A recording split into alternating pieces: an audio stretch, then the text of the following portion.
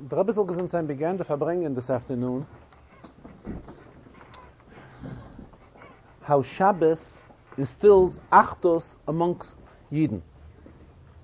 To such an extent that we know that there is a Yerushalmi. The Yerushalmi tells us that an Amaretz, whom we did not believe during the week, so the Yerushalmi expresses himself that this Amaretz, however, when it comes Shabbos, he will not lie on Shabbos.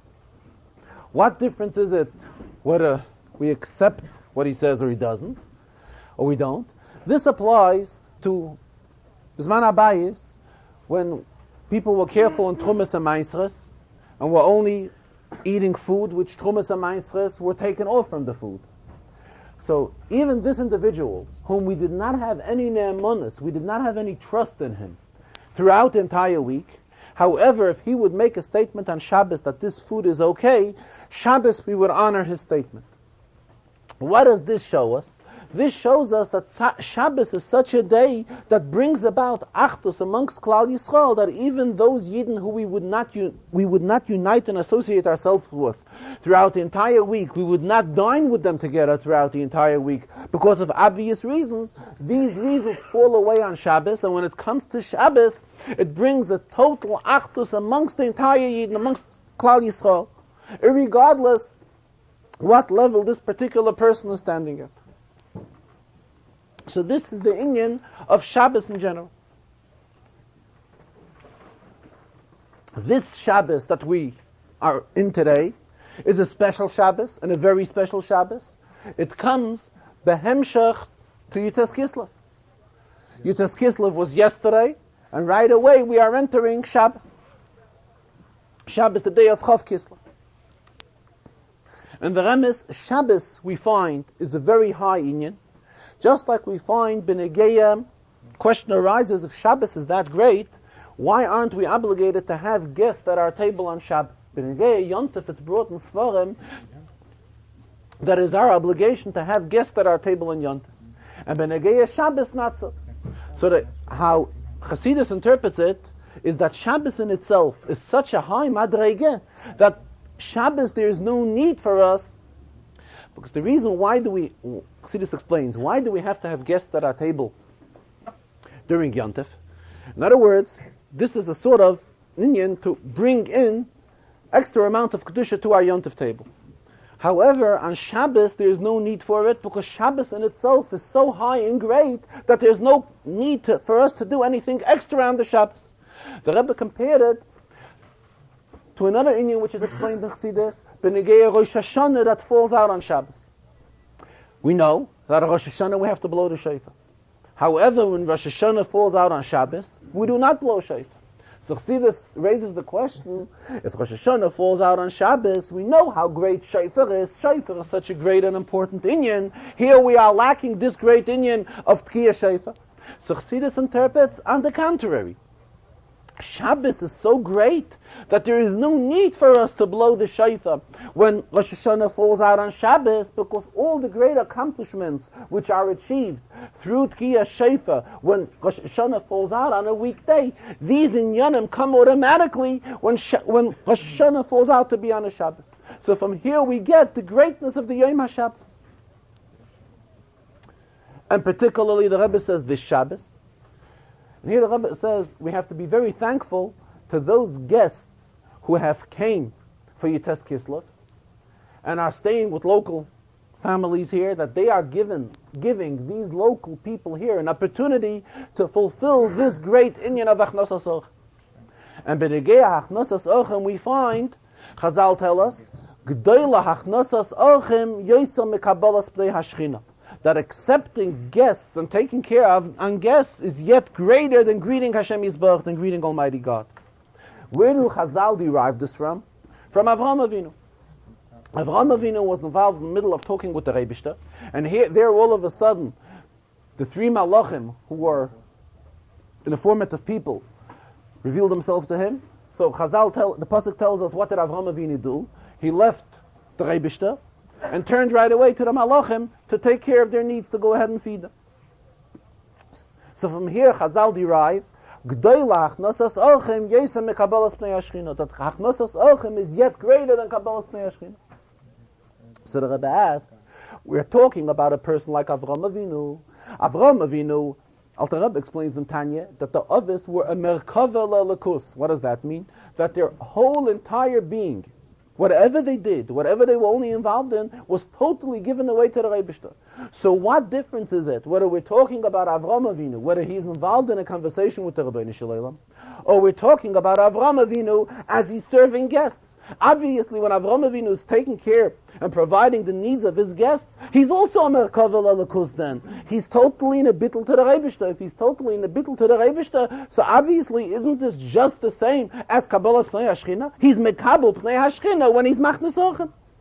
How do Chazal derive from this? That Gedoyla Achnasas Ochem, that Achnasas Ochem is greater than Kabbalas Pnei HaShchina. Why? Because Avram Avinu let go, stopped in the middle of the conversation with the Rebbeinu Shalom and turned to the guest. When Avram Avinu was serving his guest, isn't this actually some sort of a Kabbalas Pnei HaShchina as well? Being that we're talking about an Avram Avinu whose total mitzias was a merkava lelakus. So the Rebbe is explaining, true, Avram Avinu was take, as well as the other others, a merkava lelakus, totally. However, there's still a difference whether he's doing a ma'aseh gashmis, he's doing some sort of an act, some sort of a physical act, where he's physically, his mind and his acts are physically involved in something, or he's mamish talking to the Rebbeinu Shalom. And that is why Chazal still derive from this, that Avram Avinu interrupted his conversation with the Rebbeinu Shalom and went ahead to take care and provide the needs of the Ochim. From here we derive that G'doylach Nosas Ochim Yosam Mekabbalas Pnei HaShchina.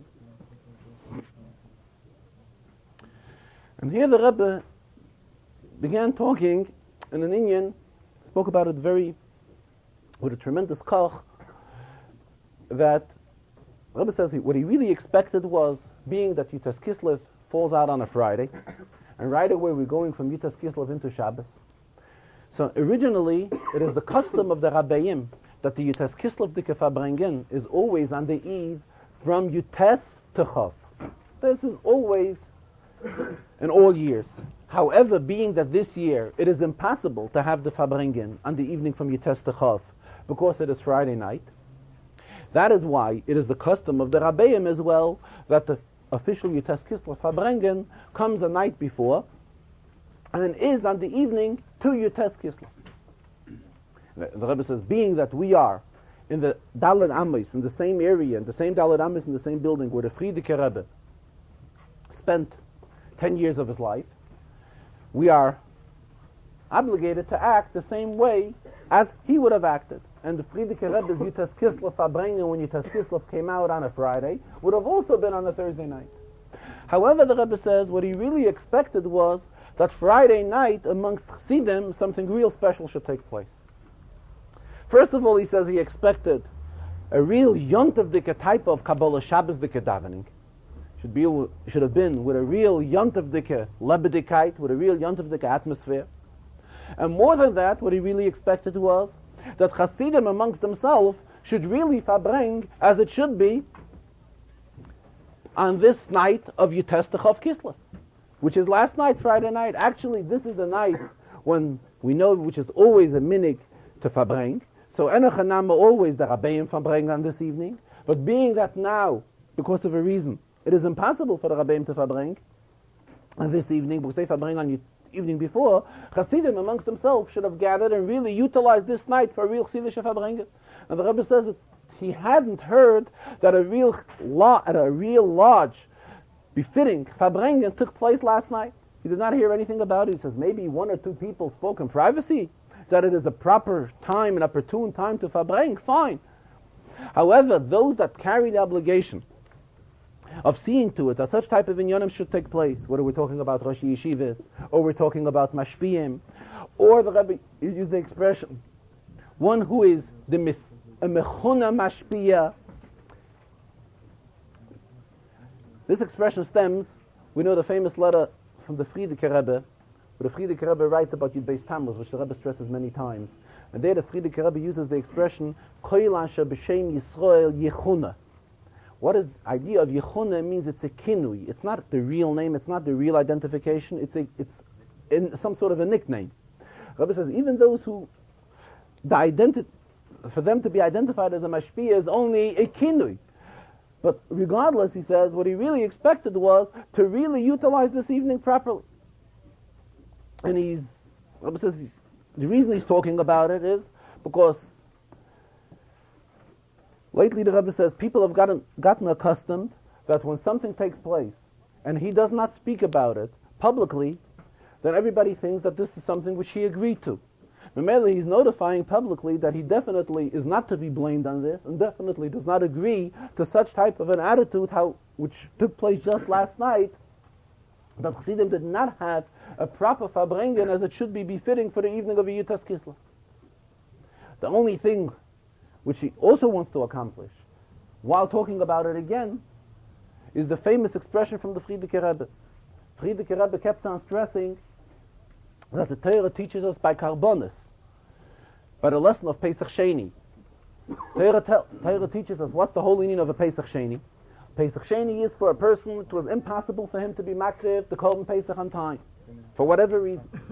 So the Torah tells us that it comes 14 days in the month of Iyar. 30 days later, he has an opportunity to fulfill this Korban which he missed out on its original time of Erev Pesach. What is the moral of this? So the Frierdiker Rebbe kept on stressing the moral behind this is as is kemol nishtok kafarfaun, which means it is never too late. Now the Rebbe says true that last night was not utilized properly, but based on this famous quotation from the Frierdiker Rebbe as a kemol nishtok kafarfaun, we can still chaparein and fulfill and gain whatever we missed out on by not having a proper Hasidische Farbrengen last night. And the Rebbe spoke that we also find B'negeya the date of Chav Kislev, 20 days in the month of Kislev, we find something in the Sefer. If we look into the Sefer Dvar Yom B'Yomei, which is a Sefer which tells us B'negeya every single day some details which took place on that given day. So the Dvar Yom B'Yomei tells us what took place on Chav Kislev. It says that Ezra HaKoyen, when the Yidden went back to the second Beis HaMikdash, this was the day when he proclaimed to the Yidden that they should separate from their noshim nachriyos from their goyish wives. And therefore the Rebbe says, this is a very opportune time, Yutes Kislev and Chav Kislev is a very opportune time, an ideal time to stress about the inyan and about the greatness of the whole problem which the Rebbe spoke about at length and with great pain, Yutes Kislev, about the inyan of Mi Yehudi. Here we see a very obvious shaykhs, how this inyan has a shaykhs to today's day. Because this is the day when Ezra HaKoyen proclaimed also how Yidden should separate from their noshim nachriyos from their goyish wives. Rabbi went on that there's a medrash, that the medrash tells us that Ezra was so outstanding that he was really worthwhile that the Torah should be given through him. However, the Rebbe preferred giving it through Moshe Rabbeinu. But we do see from this that Ezra comes very close to the Madrega of Moshe Rabbeinu. And just like we find B'negei and Moshe Rabbeinu, the Alter Rebbe tells us in Tanya that every Yid has a nitzut shel Moshe Rabbeinu within him. Every Yid has a spark of Moshe Rabbeinu within himself. Same the Rebbe says is B'negei Ezra HaKoyen as well. So this is something which isn't merely something which Ezra HaKoyen did many, many years ago. It is something which is our obligation as well, that everyone should do his share and put in any effort which he only can to see to it that the inyan of Mi Yehudi shall be corrected. And then we come to the conclusion of this week's Sedra. And this week's Sedra concludes with the idea that everything that Yosef did, that Yosef was an Ish Matzliach. He was a successful person. That everything that he did, he saw success in. And Rabbi concluded, let this be fulfilled by each and every one of us, that all the inyanim that we do shall be blessed with success. Amen. In the Farbrengen of Yutas Kislev, the Rebbe came up, suggested a bakosha. It is his request to reach out to as many Yidden, to all Yidden as possible. And the Rebbe went on saying that there's a tremendous need for it in these days. And the Kislev, the Rebbe gave a brief introduction. The Rebbe said that when the Frierdiker Rebbe sent out his first emissaries to the Sephardic Jews in Morocco and in Tunis, where he sent them to spread Yiddishkeit amongst them and teach them Yiddishkeit, the Rebbe cautioned them at the same time, that he has no interest in seeing to it that these Yidden should give up their Nusach HaTfilah and begin davening according to the Nusach HaAri. This is not our inyan. If any one of them, after getting closely associated with Chabad, would on their own want to change their Nusach, it is okay. However, we should not advocate them and should not suggest to them to change from their Nusach HaTfilah and begin davening Nusach HaAri. So Mamela, we see that it's no inyan to go out to other Yidden who have been davening other Nuschos and convince them to daven Nusach HaAri. However, we know that one of the schusim, one of the merits which are credited to the Alter Rebbe is the Nusach HaTfilah which he prepared, which Hasidim say the Alter Rebbe looked through tens and tens of other Nuschos and worked through many Nuschos until he came up with this Siddur, which is a Siddur Hashava L'chol Nefesh, which is equal to everyone, to daven according to the text which the Alter Rebbe has set up. The Alter Rebbe has put into the Siddur, before Matoivu, the Alter Rebbe quotes in behalf of the Arizal, that it is appropriate to say before davening, Hareini mekabel alai mitzvahs esei shel v'ahavta l'reyacha kamoicha, that I am accepting upon myself to fulfill the mitzvah of v'ahavta l'reyacha kamoicha. And this is what the Rebbe requested very strongly in the Farbrengen and again today, to see to it that all Yidden, regardless whether they daven Nusach HaAri or they don't daven Nusach HaAri, it has no bearing. Let them daven any Nusach they've been davening until now. However, they should say, at the beginning of davening, before Matoivu, they should say these words of Hareini mekabel alai mitzvahs asei shel v'ahavta l'reyacha kamoicha. And as the Rebbe explained Yitas Kislev at length, we are living in a time where we see constantly the signs of Mashiach. Umois misgaris zu bezu, the Rebbe quoted, what Chazal tell us, how nations are in, large nations, countries are trying to gain strength one over the other. The Rebbe says it's a time which, though on one hand these are the simonim for the coming of Mashiach, but on the other hand it's a terribly serious time. It's a serious time which we never had its equal. And therefore it is our obligation to look for inyanim which should make better these times. And one major inyan that can do a tremendous lot to help the world situation is promoting the concept of Avas Yisrael. Avas Yisrael, Avas Chinam, to an extent of Achdus Yisrael. Not only love to each and every Yid, but a total unity amongst Yid. The Rebbe explained it at length, Yitas Kislev, and referred to it today also, this request, whereby he's asking that everyone says the words of Hareini mekabel alai mitzvahs esei shel v'ahavta l'reyacha kamoicha. And the Rebbe raised the question, he says there are many probably that are looking for an interpretation, why recently he's using the term Achdus Yisrael. We are used to an expression of Avas Yisrael, love to each and every Yid.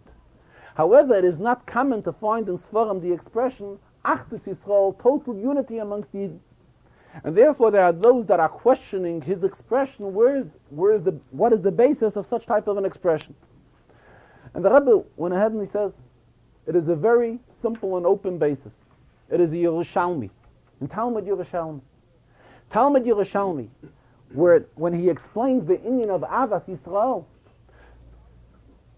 explains it with a following parable, and compares it to a person where one hand of a person has done something wrong. The person will not go ahead and punish his second hand or the same hand for doing something wrong. What do we see from this interpretation from the Yerushalmi? That he interprets Avas Yisrael in a format of unity of Achdus. Achdus Yisrael, explaining it just like two hands within one person, the same thing. Each and every Yid are considered like one, all Yidden are considered like one large body, like one guf echad. And therefore, just like we do not differentiate between one arm and the other, and we have the equal love to both of our arms, the same type of love has to be expressed to each and every Yid. This is one inyan which the Rebbe referred to in the Farbrengen of Yitas Kislev, and today again asking very strongly that each and every Yid opens their davening, begins the davening with these words. as well as the conclusion of davening. How davening is concluded, we shall all conclude with the words of Ach tzadikim yoidu lishmecha, yeshvu yesharem es panecha.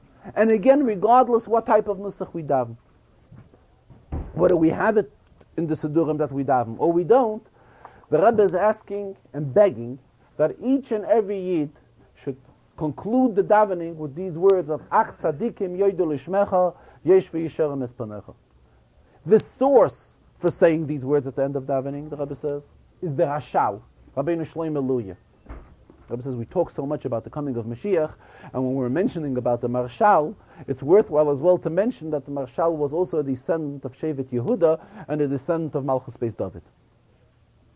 And the Rashal is the one who instituted concluding davening with these words of Ach Tzadikim.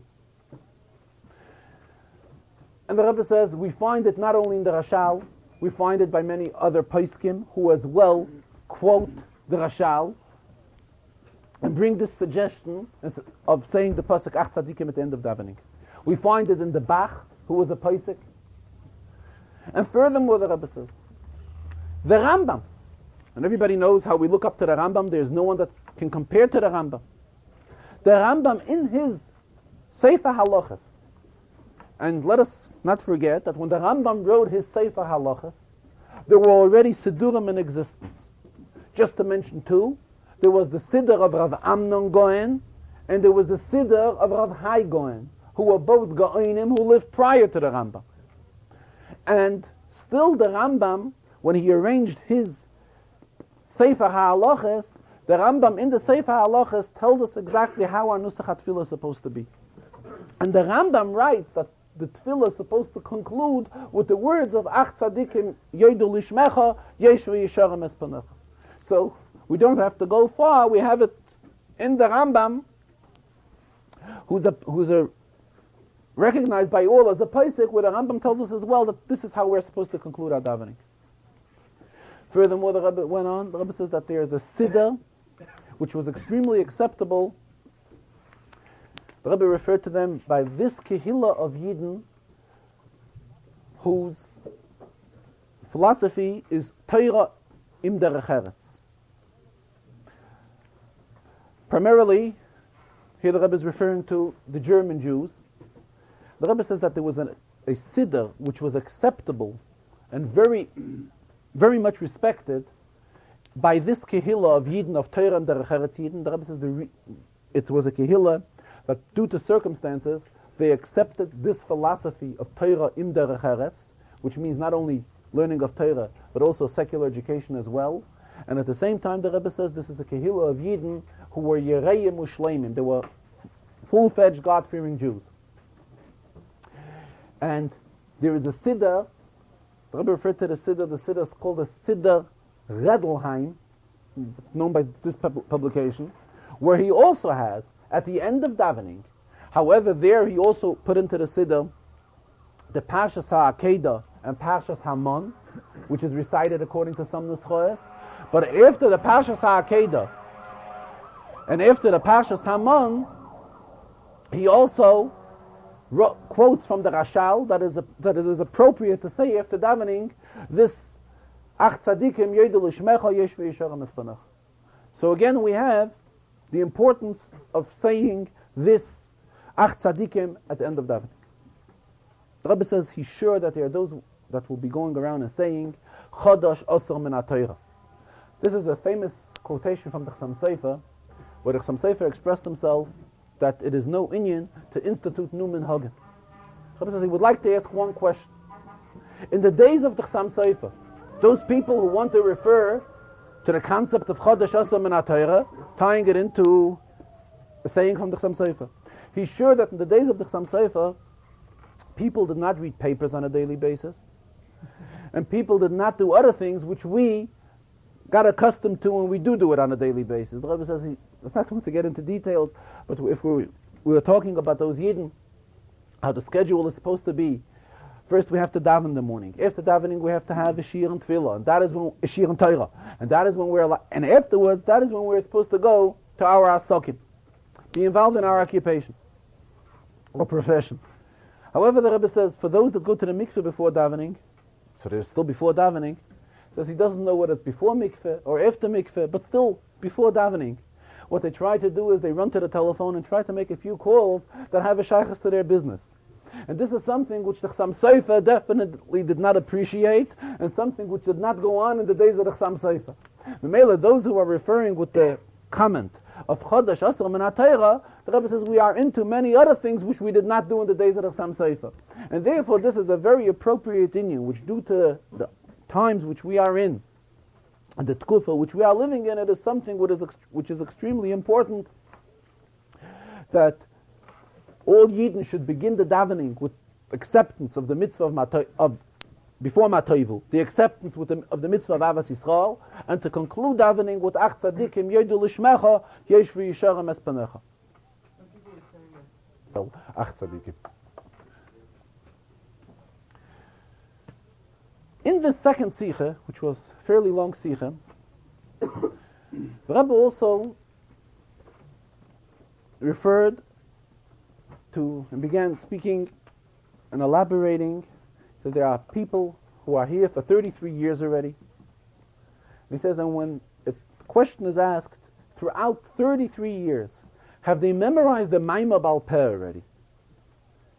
And they respond, no, they did not. Why? How come throughout 33 years you haven't been able to memorize the Maimah Chassidus Bal Peh? And they claim, well, they have a short memory. They can't. It's very hard on them.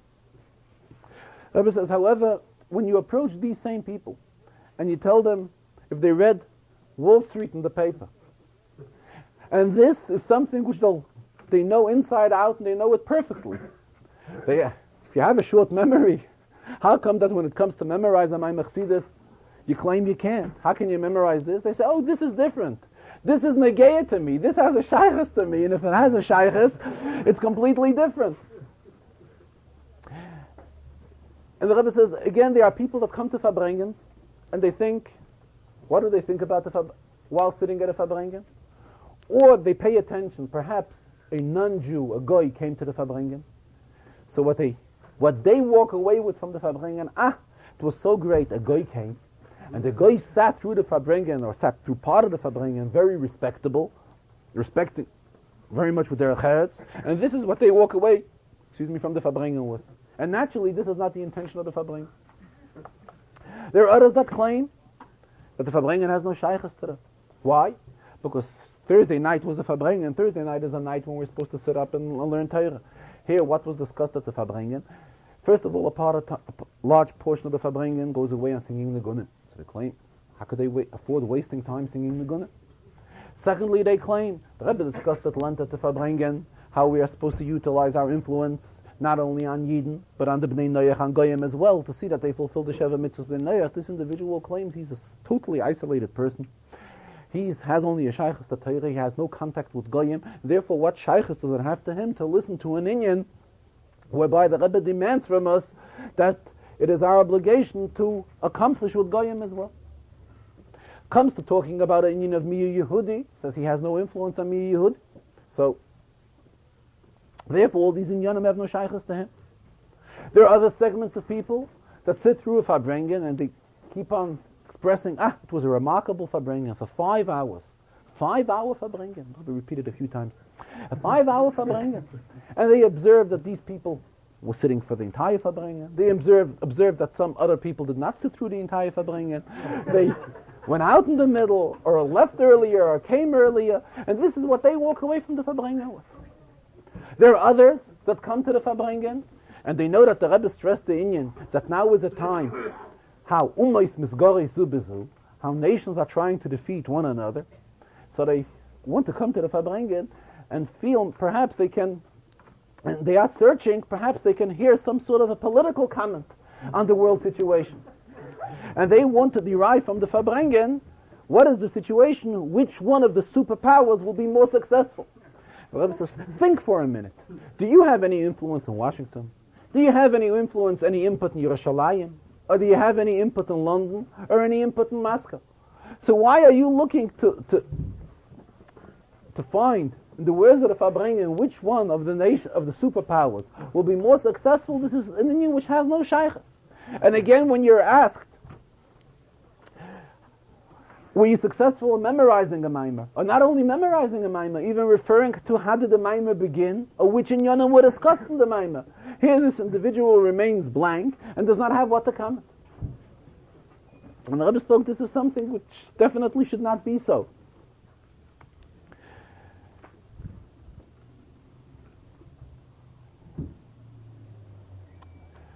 Being that this Farbrengen comes as a shaykhis to the Yitas Kislev Dike Farbrengen, in the Farbrengen of Yitas Kislev, as it's customary, that in the Yitas Kislev Farbrengen there's a chalukas hashas. The shas is divided. Everybody takes part by learning a Masechta, beginning after Yitas Kislev and concluding it till the forthcoming Yitas Kislev.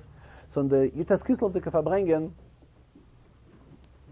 the Rebbe began a hadron, which is a conclusion, and the Rebbe continued it today as well.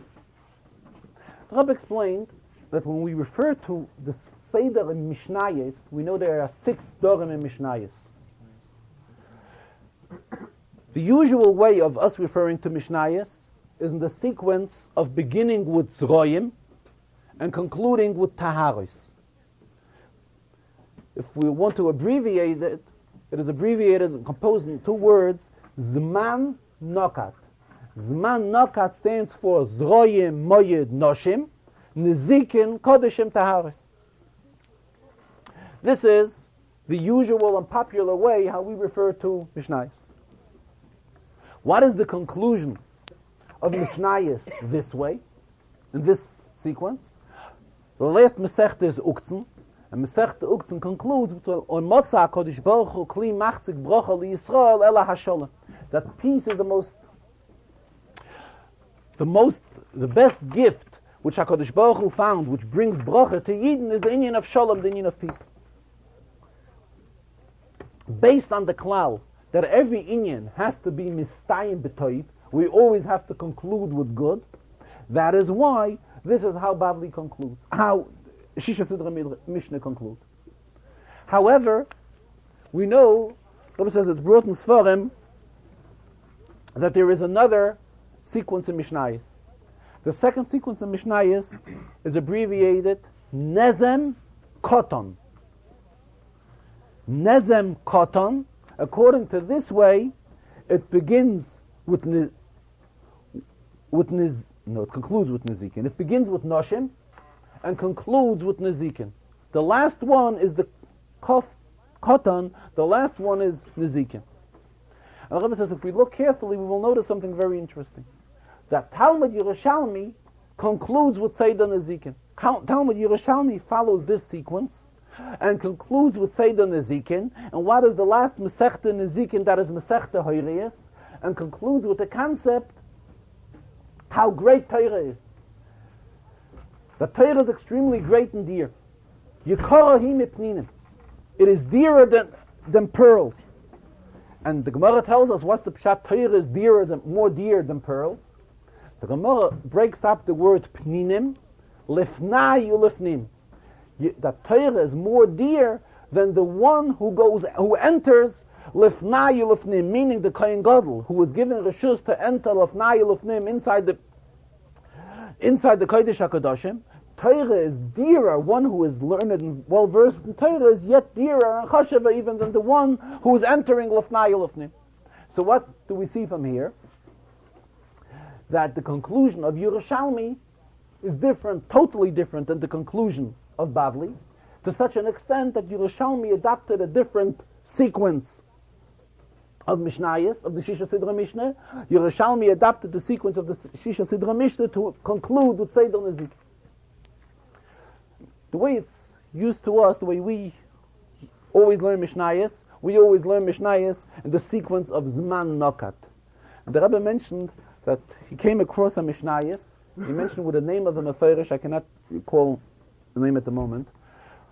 Someone who, the Rebbe said he saw the Mishnayos, it was reprinted. In fact, it was reprinted in a small size, in a small format that should be handy for those that wish to travel and learn Mishnayos at the same time. The Rebbe said that this Mishnayos is take in the sequence of Nezem Koton, which is the unusual sequence, the way we learn Mishnayos. Again, but there's still an explanation required why Take did Bavli adapt the sequence of Zman Nokat, and Yerushalmi adapted the sequence of Nezam Kotam. And to conclude with Nezikin. True, the Rebbe says, there's a Gemara in Shabbos. Gemara in Shabbos learns up from a pasuk, V'hoya emunas itecha. The Gemara learns up from that pasuk all the Seder of the Shisha Sidrei Mishnah. However, this does not explain why Bavli adopted one approach and Yerushalmi adopted a different one. And all of this has to be interpreted with the same, having in mind that the conclusion always has to be with a Dover Tov. And this we take a see by both. But Yerushalmi concludes with a Dover Tov. The Dover Tov is telling us the greatness of Torah. The Torah is Yikarahim Ipninim. Bavli concludes with a Dover Tov. The Dover Tov is the conclusion of Masechta Ugtzin that Leimotza Kodesh Baruch Hu Kli Machzik Bracha Li Yisrael Allah HaShalom, how great the power of peace of Shalom. The Rebbe explained that there is a klal in halacha that if two questions come to a Rav is approached with two different questions. Which question should he respond to first? The klal is he has to respond to the question which is more relevant first. And this is logical. First you pass the relevant question, then when you're left with time, you go on to discuss an inyan which at the moment is not relevant anymore, however, which may be negay at some time. Yerushalmi is looking at the situation of Yerushalmi. Yerushalmi is how the Talmud was studied in Yerushalayim in the times of Eretz Yisrael. In the days of Eretz Yisrael, the inyan of Nezikin, this is something which was very, very much looked down at. There was no concept of Nezikin, there was no inyan of one damaging another. Adarabbe, what was in those days the prime inyan? Inyanim of Kodeshim and Taharas. Shilas which were Negeya Karbonis, Shilas which were Negeya purity. Why was Negeya purity? In order that one should be able, is he permitted to eat from whatever korban? Is he permitted to enter the Beis HaMikdash? These were the most relevant questions in those days. However, an inyan of Nezikin wasn't as relevant in the days of Yerushalmi. That is why Nezikin was postponed to be the last Masechta in the sequence of Yerushalmi. Bavli, however, Bavli is already dealing. Rabbi referred to as a Gemara in Sanhedrin. The Gemara tells us, "B'machshakim hoshivani" is the Talmud Bavli. It's pasuk in Eicha. I was set into darkness. This is Talmud Bavli. What's the pshat? Here we are talking how Yidden are in Golos. We're in Choshech. We're in darkness. We're in Golos. We are far, far from the level which we were in when we won the Beis HaMikdash. On the contrary, the inyan of Nezikin, bringing damages from one to another, unfortunately, is now something, is a concept which we have much more of a shaykhs to now than in the times of the Beis HaMikdash. This is something which unfortunately is a very common and popular issue. That is why, in the sequence of Bavli, Nezikin comes before Kodeshim, because Nezikin is something which is more relevant than the Inyanim of Kodshim and Taharas. And that is why in the sequence which Bavli was set up, it is that the Sedarim, Kodeshim, and Taharas was set as the last Sedar. Benegeya, Rashi in this week's Sedra got very late. It's been around 20 after 4 or so. The Rebbe came to this inyan, 4:30, 25 after 4. The Rebbe says he will be extremely brief in the Rashi. He will only raise some questions. Leave it in a way of an expression, Tein lachacham vayech kamoid. Leave it up to the smart person, and he will on his own be able to dwell in it yet deeper. However, the Rebbe says he will begin today, but Bez Hashem in next week's Farbrengen, which will be Shabbos Chanukah and Shabbos Mevorchim, he will conclude the Rashi which he began this afternoon. The Rebbe says both Shabbosim have a shaykhs one to another. We know that Shabbos, the name is Borchen Kula Yom, the Zohar tells us. Shabbos gives bracha, gives blessing into the entire week, to the whole week which we are coming, not only for the 6 days of the week, but Shabbos extends to the Yom HaShvi, to the following Shabbos as well. So there is a shaykhs between the two Shabbosim. Therefore, the Rebbe says he will just raise the questions in today's Farbrengen and leave the detailed interpretation for next week. And that is the very beginning of this week's Seder. This week's Seder begins with Vayeshev Yaakov. And there's a very, very long Rashi interpreting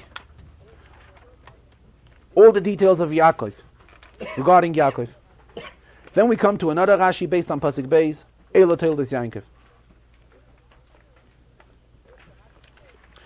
After Rashi says the Pshute Shel Mikra, which this is Rashi's inyan, Rashi comes to a Medrash Agoda, that there's a drash.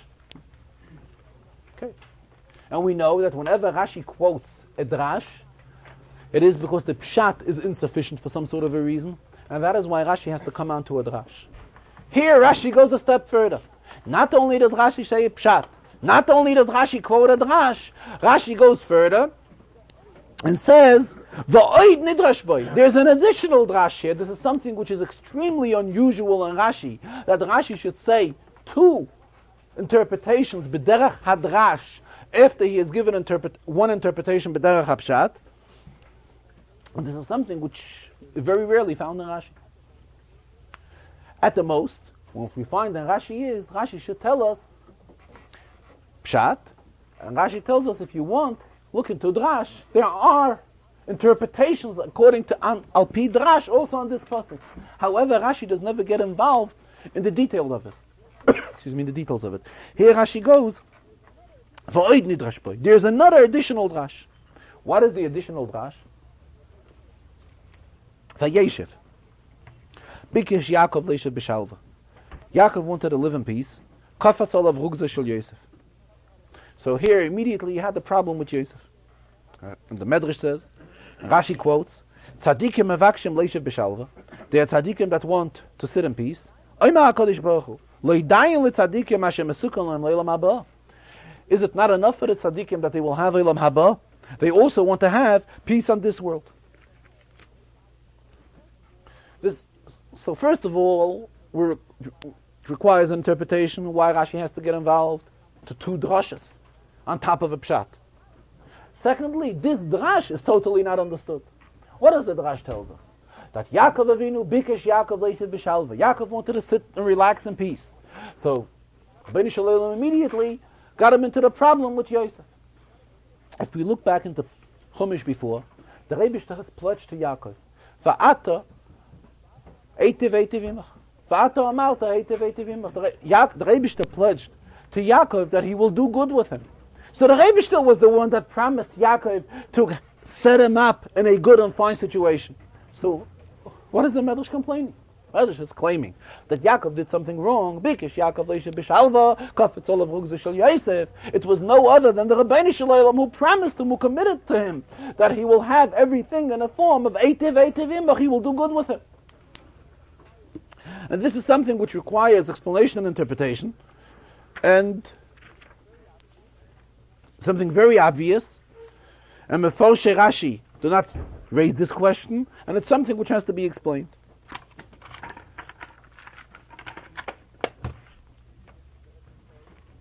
Again, the Rebbe as well gave mashke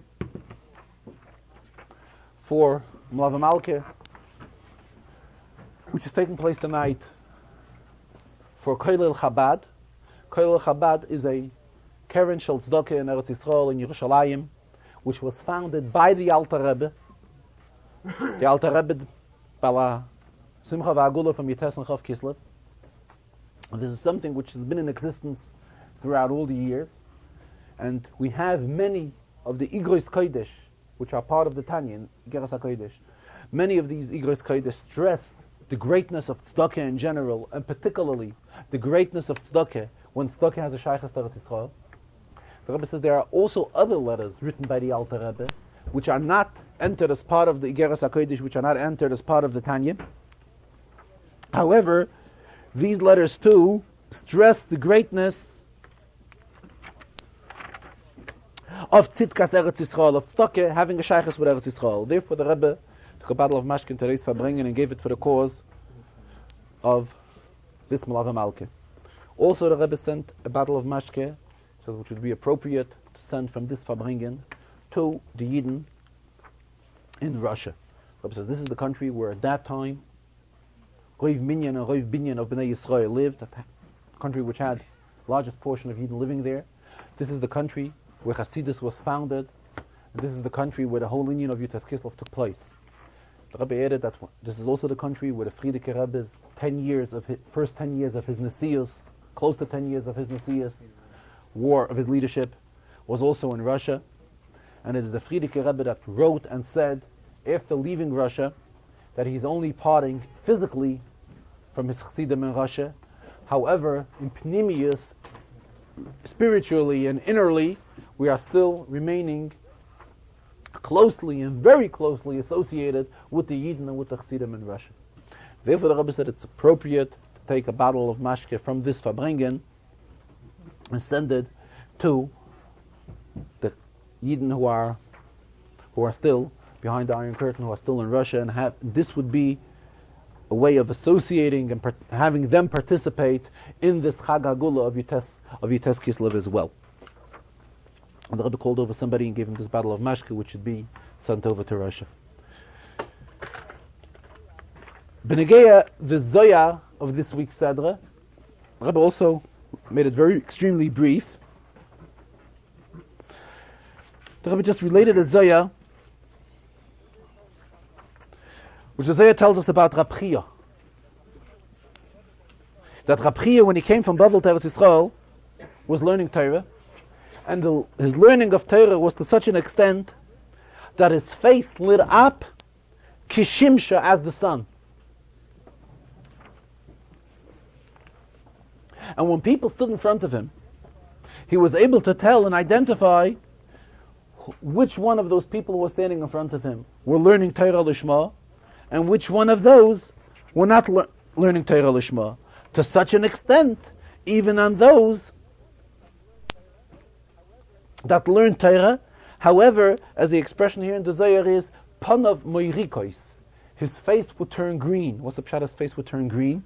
In other words, he would learn Torah, but as it's explained in Chassidus, at times, he learned Torah with totally outside intentions. In other words, he had no intentions. Not only did he not have intentions of learning Torah Lishma, but he had contrary intentions. He wanted to learn Torah in order that he should be able to argue on Torah, or come up with ideas against.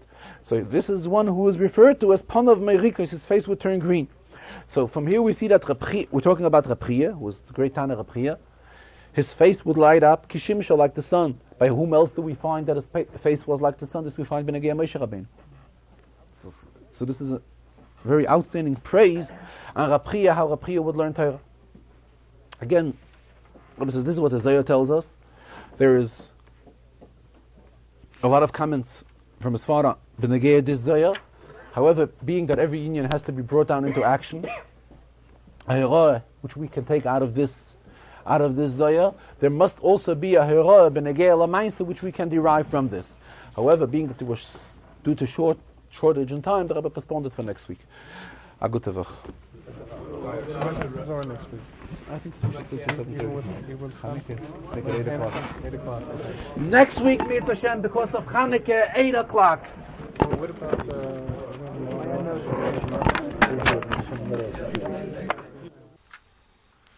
I would just like to add on, the Rebbe stressed this afternoon as well as Yutas Kislev and urged everyone very strongly to be involved in the Miftzah of Chanukah.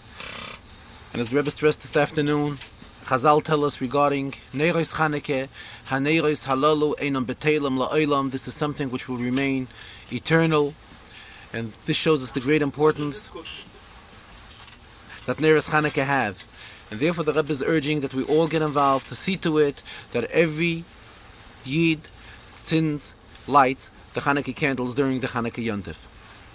Also interesting, in the inyan which the Rebbe spoke this afternoon, whereby he explained how we really don't have any input regarding which one of the superpowers is more effective, whether, and as we just discussed a while ago, the Rebbe did add on what is extremely meaningful is our learning of Chitas and our giving of tzedakah, and these are things which can contribute a very great deal to the improvement of the situation in the world. A good tevach.